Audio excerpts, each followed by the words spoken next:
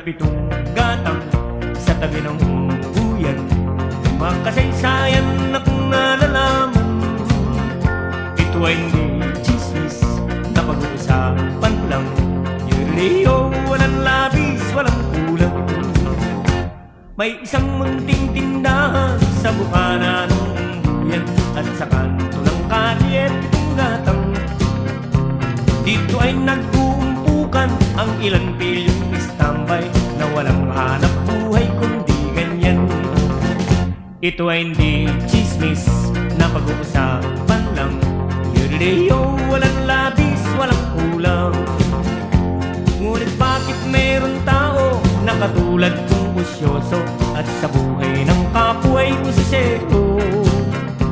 Kung pikon ng iyong ugali at hindi ka pasensyoso, malamang oras o